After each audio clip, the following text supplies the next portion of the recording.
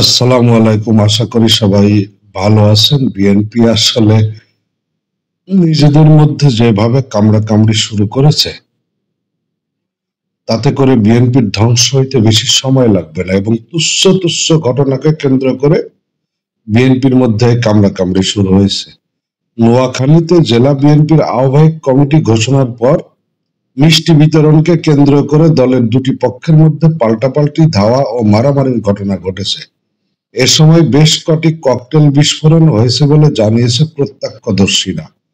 ভাঙচুর করা হয়েছে দুটি দোকান ও একটি মোটরসাইকেল। গতকাল রোববার রাত 9টা থেকে 9:30 পর্যন্ত সদর উপজেলার দাঁতপুর ইউনিয়নের খলিফার হাট বাজারে এসব ঘটনা ঘটে। এসব ঘটনায় উভয় পক্ষের অন্তত 4 জন আহত হয়েছে। এর মধ্যে মোহাম্মদ ইউসুফ নামের একজনকে রাতে জেলা সদরের একটি হাসপাতালে ভর্তি করা হয়েছে। অন্যদের নাম পরিচয় জানা সম্ভব হয়নি। পুলিশ ও সেনাবাহিনীর সদস্যরা ঘটনাস্থলে উপস্থিত হয়ে পরিস্থিতি নিয়ন্ত্রণে আনেন। প্রত্যক্ষদর্শী ও পুলিশ সূত্রে জানা গেছে, নোয়াখালী জেলা বিএনপির আহ্বায়ক কমিটি ঘোষণা করা হয় গতকাল। ওই কমিটির ঘোষণাকে কেন্দ্র করে দাঁতপুর ইউনিয়নের খলিফার হাট বাজারে মিষ্টি বিতরণ করেন বিএনপির নেতাকর্মীরা। মিষ্টি বিতরণ নিয়ে উপজেলা বিএনপির সহসভাপতি নুরুল আমিন ও সদর উপজেলা যুবদলের যুগ্ম সম্পাদক আনোয়ার হোসেনের সমর্থকেরা প্রথমে তর্কিতে লিপ্ত হন।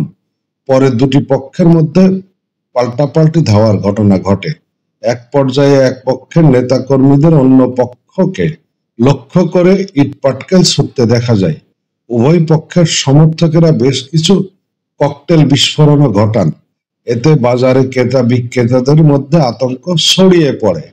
ব্যবসায়ীরা দোকানপাট বন্ধ করে দেন।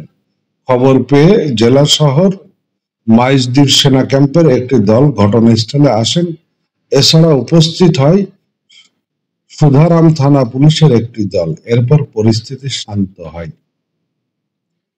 এই হচ্ছে বিএনপি, যে একটা জেলা কমিটি ঘোষণা করেছে। সেই কমিটিকে ঘোষণার পরে মিষ্টি বিতরণ করতে গিয়ে এই যে দুই পক্ষের মধ্যে প্রথমে তর্কাতর্কি শুরু হয়, এরপরে তারা পাল্টা ধাওয়ার ঘটনা ঘটে, এরপরে যায় ককটেল বিস্ফোরণ হয়।